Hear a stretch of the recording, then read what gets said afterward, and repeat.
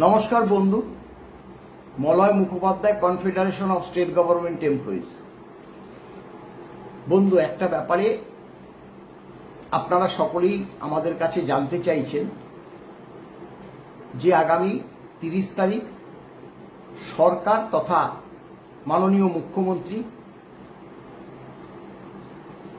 আমাদের সংগঠনগুলোর সঙ্গে ডিএ বিষয়ক একটি বৈঠক ডেকেছে এবং তা হতে চলেছে। তাতে আমরা আছি কিনা? স্বাভাবিকভাবে এই প্রশ্নটা সকলের মনেই উদয় হয়েছে। আমরা মূল মামলাকারী সংগঠন, আমরা না জানলে এই যে মিটিংটা বা সভাটা হবে সেটা হতেই পারে না, সেটাও সাধারণের মনে বা কর্মচারী সমাজের মনে উদয় হয়েছে। এখন ঘটনাটা হলো, হ্যাঁ আমরা জানি, কিন্তু সেটা নিয়ে এতটা উচ্ছ্বাস আমরা প্রকাশ করিনি এখনো পর্যন্ত। যেটা ঘটনাটা হচ্ছে, গত 20 তারিখ নবান্নের ফিনান্স দপ্তরে থেকে একজন অফিসিয়াল আমাকে ফোন করেছিলেন। তিনি আমার নামটাও জানেন। তিনি আমাকে বললেন, মলয়বাবু, আপনার তো মেল নাম্বারটা আছেই, আপনাদের সংগঠনের নাম, আপনার ফোন নাম্বার, এগুলো যদি একটু পাঠান, কারণ 30 তারিখে মাননীয় মুখ্যমন্ত্রী আপনাদের সঙ্গে ডিএ ব্যাপারে একটা মিটিং উপস্থিত থাকবেন। মেল নাম্বারটা জানার কারণ, তিনি বিগত দিনে, অর্থাৎ যখন তৃণমূল সরকার ছিল তখনও কিন্তু আমার কাছ থেকে মেল নাম্বারটা চেয়েছিল, হোয়াটসঅ্যাপ নাম্বারটা চেয়েছিল। কারণ হিসাবে তিনি সেটাও বলেছিলেন, দেখুন আমাকে আপনাদের মেল নাম্বারটা নিয়ে আসতে বলেছে, অর্থাৎ জোগাড় করতে বলেছে। আমি মনে করছি হয়তো ডিএ সংক্রান্ত ব্যাপারেই আপনাদের সঙ্গে সরকার কথা বলবে। কিন্তু সেই সময় আর পরবর্তীকালে তার কোনো উত্তর আমরা পাইনি। তাই মেল নাম্বারটা ছিল, আমার ফোন নাম্বারটা ছিল, আমাকে ফোন করেছে। ফোন করার পর আমি বললাম, আমি এখনই আপনাকে পাঠিয়ে দিচ্ছি। বলল, না, সেক্ষেত্রে আরেকটা বার্তা আমি আপনাকে দিচ্ছি, যেটা হচ্ছে আপনাদের এই যে ডিএ মামলার প্রেক্ষিত যে আরো দুটো সংগঠন আছে, তাদের যদি ফোন নাম্বার বা মেল নাম্বার এগুলো যদি থাকে, সেটা পাঠিয়ে দিলেও সুবিধা হয়, আমি পরে তাদের সঙ্গে যোগাযোগ করে নেব। আমি বললাম, দেখুন, ফোন নাম্বার আছে ঠিকই, মেল আইডি তো পাবো না। ঠিক আছে, আপনি তবুও যখন বললেন, আমি তাদের কাছ থেকে ফোন করে জেনে আমি আপনাদেরকে বা আপনাকে আমি জানাচ্ছি। সেই পরিপ্রেক্ষিতে দেখুন, আমরা যে পঞ্চম বেতন কমিশনের যে মামলা, ডিএ মামলা, আমরা মূল মামলাকারী সংগঠন, অর্থাৎ রেসপন্ডেন্ট নাম্বার 1। 2 নম্বর রেসপন্ডেন্ট নাম্বার 1 হচ্ছে ইউনিটি ফোরাম, যার পিটিশনার হচ্ছে দেবপ্রসাদ হালদার।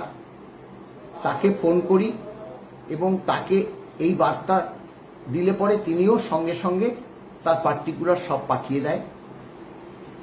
3 নম্বর রেসপন্ডেন্ট সরকারি কর্মচারী পরিষদ, তার যে পিটিশনার, তার নাম হচ্ছে সন্দীপ কুমার সরকার। আমি সন্দীপকে ফোন করি। সন্দীপকে করার পর সন্দীপও যথারীতিভাবে তাদের সব পার্টিকুলার্স আমাকে পাঠিয়ে দেয়। কারণ তাদের কাছ থেকে যদি আমি সেগুলো না সংগ্রহ করি, আমি আগ বাড়িয়ে তাদের মেল নাম্বার বলুন, হোয়াটসঅ্যাপ নাম্বার বলুন, এই প্রেক্ষিতে আমি পাঠাতে পারি না। তাই তারা রাজি হয়েছে, আমার কাছে হোয়াটসঅ্যাপে পাঠিয়ে দিয়েছে। আমি তখন 3টে সংগঠনের এই পার্টিকুলার্স সব পাঠিয়ে দিয়েছি। সেটা হচ্ছে 20 তারিখ রাতের দিকে। উনি আবার ফোন করে বলেছে, আপনি কিন্তু আজকেই পাঠাবেন, কারণ আমাকে কালকে সকালবেলায় কিন্তু আমার এই বার্তাটা তুলে দিতে হবে। তার জন্য ওই 20 তারিখেই কিন্তু সেটা পাঠিয়ে দিয়েছি। এবং তার পরদিন থেকেই আমরা দেখছি যে এই যে মিটিংটা যে সিদ্ধান্ত নিয়েছে সরকার সেটা ভাইরাল হয়েছে। স্বাভাবিকভাবে সেটা ভাইরাল হলেই আমাদের কাছে সেটা জানবার জন্য অনেকেই উদ্গ্রীব এবং ফোন করছে। তাই আজকেই বাধ্য হয়ে আমরা তা প্রকাশ করলাম যে 3টি সংগঠন, respondent number 1 confederation of state government employees, respondent 2 unity forum Debprasad Haldar, আর রেসপন্ডেন্ট 3 সরকারি কর্মচারী পরিষদ সন্দীপ কুমার সরকার। এই 3টে সংগঠনের পার্টিকুলার্স আমি পাঠিয়ে দিয়েছি, যেহেতু এরাই মূল মামলার সব পিটিশনার। এখন দেখুন, এটা নিয়ে আমরা খুব বেশি যে বললাম না যে উচ্ছ্বাস প্রকাশ করছি না। অনেকে অনেক ধরনের প্রশ্নও করছে যে মলয়বাবু যে এই ব্যাপারটা একটু বলবেন, ওই ব্যাপারটা একটু বলবেন, অনেক কথাই বলছে, এটা তো স্বাভাবিক। আমরা এই যে মিটিংয়ের যে এখনো কোনো চিঠি মেল মারফত পাইনি, সাবজেক্টটা কি সেটাও আমরা এখনো জানি না। অনেক ধরনের বক্তব্যই তো আমাদের কাছে আছে। বেতন কমিশন আছে, বেতন কমিশন অর্থাৎ 6ষ্ঠ বেতন কমিশনের ডিএটা আছে, 5ম বেতন কমিশনের যে মামলা সর্বোচ্চ আদালতের যে রায়, সেই রায় এখনো বিগত সরকার মানেনি। এই সরকার কি করবে এখনো পর্যন্ত জানি না। সেই ব্যাপারে সাবজেক্টটা কি হবে সেটা যতক্ষণ না আমরা চিঠির মারফতে জানতে পারছি ততক্ষণ তো আমরা আপনাদেরকে কিছু বার্তা দিতে পারছি না। তবে এখন এই যে ভিডিও করছি, এখনো পর্যন্ত কোনো ইনফরমেশন আমাদের কাছে আসেনি। এখন প্রশ্ন হলো, দেখুন এখানে বক্তব্যটা উঠে আসবে 5ম বেতন কমিশনের ডিএ মামলার রায়। কেন বলছি? কারণ আপনারা জানেন, এর আগেও আমরা বলেছি 4th মে যখন কাউন্টিং হয়, বিজেপি সরকার প্রায় জিতেই গেছে, তখন সেই সময় সর্বোচ্চ আদালতে সরকারের যে advocate on record Kunal Mimani, তিনি রেজিস্ট্রার অফ কোর্টের কাছে, কারণ 6 তারিখে মামলাটা ছিল, সেখানে প্রে করে যে ডিএ মামলাটা যাতে 3 সপ্তাহ পিছিয়ে দেওয়া হয়। তা 6 তারিখে আমরা মামলার জন্য গিয়েছিলাম, কারণ পিছিয়ে দেওয়ার যে একদম রাইট যে যাদের আছে মাননীয় বিচারকদ্বয়, কিন্তু 6 তারিখে মামলাটা হয়নি। সেমতা অবস্থায় মামলাটা আছে, যেহেতু 3 সপ্তাহ পিছিয়ে দেওয়ার কথা বলেছে, রেজিস্ট্রার অফ কোর্ট হয়তো সেই 3 সপ্তাহটা দেখে নিতে চাইছে। আর এই 3 সপ্তাহের মধ্যে 6 তারিখের পরে 3 সপ্তাহ যদি হয়, 3 7 21 অর্থাৎ 27 28 তারিখ ডেটটা শেষ হচ্ছে 3 সপ্তাহ। এর মধ্যে 30 তারিখ যেহেতু মিটিংটা ডেকেছে মাননীয় মুখ্যমন্ত্রী, সেখানে কি বার্তা তিনি আমাদের কাছে দেয় সেটা শুনে আমরা আমাদের প্রতিক্রিয়া জানাবো।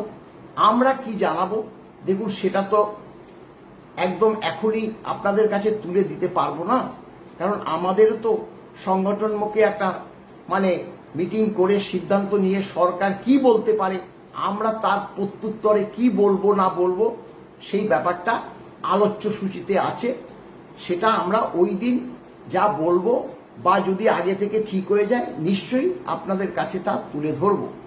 তবে একটা কথা তো ঠিক যে দেখুন, গত 19 তারিখ 9 তারিখে শপথ নেওয়ার পর 19 তারিখে যে কালার সার্কুলার, বাক স্বাধীনতা যে হরণ করার যে সার্কুলার বর্তমান সরকার প্রকাশ করেছে, চিফ সেক্রেটারি প্রকাশ করেছে, আপনারা জানেন এই সার্কুলার কিন্তু বিগত দিনেও ছিল, বাম আমলেও ছিল। বাম আমলে আমরা বহু আন্দোলন করেছি, সেই আন্দোলনের বহর দেখে মাননীয় মুখ্যমন্ত্রী, আমরা বোধ করি রাইটার্স থেকে নবান্নে পালিয়ে গিয়েছিল। আমাদের 10 বছরের অধিক সময় ধরে ডিএ মামলা করেছি। ডিএ মামলা যখন মানে ডিএ মামলা নিয়ে যে আমাদের আন্দোলন, আইনি আন্দোলন, তাতে বিরোধীরা কিন্তু উৎসাহিত বোধ করেছে। বর্তমান যে সরকার, মাননীয় মুখ্যমন্ত্রী, তিনিও এই ডিএ মামলার প্রেক্ষিত বিষয়টা পুঙ্খানুপুঙ্খ জানে এবং তিনিও ডিএ মামলা যাতে জয় আসে তার জন্য অ্যাডভোকেট পর্যন্ত দিয়েছিলেন। আমরা তখন তো সোশ্যাল মিডিয়াতে সবসময় প্রচার করতাম, মানে এই সরকারের বিরুদ্ধে প্রচার করতাম, প্রিন্ট মিডিয়াতে করতাম, ইলেকট্রনিক্স মিডিয়াতে করতাম। আজ হঠাৎ করে 9 তারিখে শপথ নেওয়ার পরে 19 তারিখে এই কালা সার্কুলার প্রকাশ করলো কেন? আমাদের তো মনের মধ্যে এখন সন্দেহ হচ্ছে যে প্রতিশ্রুতি দিয়ে এই সরকার কর্মচারীদের ক্ষমতায় এসছে, সেই প্রতিশ্রুতি কি রক্ষা করবে না? আর প্রতিশ্রুতি যদি রক্ষা না করে, স্বাভাবিকভাবে আমরা তো সরব হবই। সে সার্কুলার বার করুক আর যাই বার করুক না কেন, আমরা এটা মানব না। Confederation of state government employees মানবে না, সেটা আমরা বলে দিচ্ছি। তাতে যদি আমাদের জেল যেতে হয়, আমাদের সদস্যদের যে জেল যেতে হয়, যাবে। কারণ তারা ক্ষমতায় এসে কালা সার্কুলার জারি করছে, কিন্তু তাদের ক্ষমতায় এসে যে প্রথম যে কাজটা করা উচিত ছিল, বিগত সরকার ফেব্রুয়ারির 5 তারিখে বাজেট পেশের দিন বিধানসভায় দাঁড়িয়ে 4% ডিএ ঘোষণা করেছিল এপ্রিল মাস থেকে দেওয়া হবে বলে। সেটা কি সরকার, বর্তমান সরকার জানে না? সরকার তো কন্টিনিউয়াস প্রসেস। তারা 4 তারিখ মানে 4% ডিএ দেয়নি, তাহলে সেই ডিএটা দিতে হবে। আমরা তো বলেছিলাম যে 4%-এর সঙ্গে আরো 4% কি 6% দিয়ে এই সরকার কর্মচারীদের ডিএটা যে বকেয়া রয়েছে 42%, সেটা অনেকটা মেকআপ হবে। সেটাই তো করা উচিত ছিল। 42% ডিএ না দিয়ে বেতন কমিশন হবে না, সেটা কি সরকার জানে না? 42% না দিয়ে যদি বেতন কমিশন না হয়, সেটা যদি জানে, তাহলে বেতন কমিশনের সুপারিশটা শুধু করে রাখলো কেন? 45 দিনের মধ্যে বেতন কমিশন লাগু হবে, এই কথাটা বলেছিল জলের মতো পরিষ্কার। মুখ্যমন্ত্রী শুধু বলেনি, দেশের মাননীয় প্রধানমন্ত্রী বলেছে, দেশের মাননীয় স্বরাষ্ট্রমন্ত্রী বলেছে লাগু হোগা, 45 दिन में বেতন কমিশন লাগু হোগা, লাগু হোগা। আর এই যে বেতন কমিশনের সুপারিশ করা হলো, এটার মধ্যে তো বহু পার্থক্য। এটা তো শুনতে হবে, সোশ্যাল মিডিয়াতে শুনতে হবে, প্রিন্ট মিডিয়াতে শুনতে হবে, ইলেকট্রনিক্স মিডিয়াতে শুনতে হবে। কন্টিনিউয়াস ভাবে তো আমরা প্রচার করব। দেখি নয়া সরকার কি করে, আমরা করে যাব। তাই 30 তারিখে যে সভা ডেকেছে, এখনো পর্যন্ত চিঠি পাইনি। চিঠি পেলে তো অবশ্যই যাব। একমাত্র একজন অফিসিয়াল শুধু তিনি তার যে বক্তব্যটা আমাদের পরিবেশন করেছে, তার পরিপ্রেক্ষিতে আমাদের কাছে যে সকল মানে ডকুমেন্টস চেয়েছে, মেল, হোয়াটসঅ্যাপ নাম্বার, সংগঠনের নাম, সেক্রেটারি প্রেসিডেন্টের নাম, সব বার্তাই আমরা পাঠিয়ে দিয়েছি। এবং আমি জানি যাদের আর যে 2 জন ছিল তাদেরকেও সেই অফিসিয়াল ফোন করেছে। আমরা এখনো পর্যন্ত চিঠি পাইনি। চিঠি পেলে অবশ্য যাব এবং সেদিন কি সিদ্ধান্ত হয় নিশ্চয়ই আপনাদের জানাবো। তবে আমাদের মূল যে প্রশ্ন থাকবে, পঞ্চম বেতন কমিশনের যে সর্বোচ্চ আদালতের যে নির্দেশ, সেই নির্দেশ মেনে বর্তমান সরকারের ডিএটা মিটিয়ে দিতে হবে। এইটাই আমাদের কাছে মূল দাবি থাকবে ওই দিনের সভায়। এবং সেখানে রোপা মেনে যারা যারা ডিএ পায় সকলকেই এই ডিএ বকেয়া ডিএ দিতে হবে। নমস্কার, ভালো থাকবেন।